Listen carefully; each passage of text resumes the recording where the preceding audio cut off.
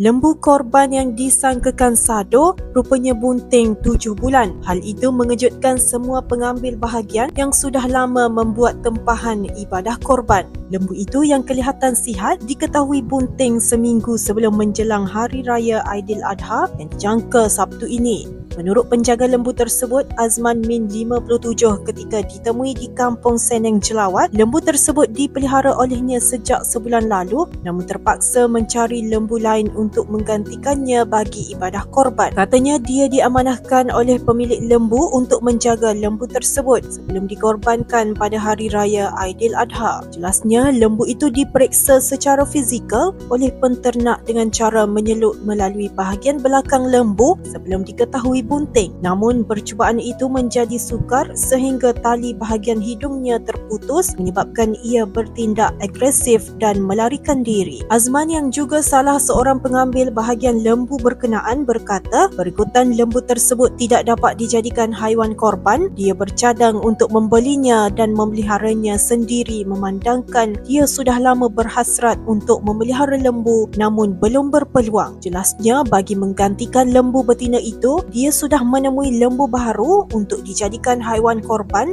dan dibeli pada harga RM3,800 serta dipersetujui ke semua pengambil bahagian. Tambahnya, dia bercadang untuk membina sebuah kandang lembu kecil di belakang rumahnya bagi memudahkan proses penjagaan lembu peliharaannya selepas ini. Ibadah korban adalah salah satu amalan sunat yang dilakukan pada Hari Raya Aidiladha dan hari-hari tasyrik. Lazimnya di Malaysia, acara penyembelihan ternakan korban itu dilakukan di masjid, surau, padang awam, balai raya ataupun rumah persendirian. Nur Atira Azman, Berita iMedical TV.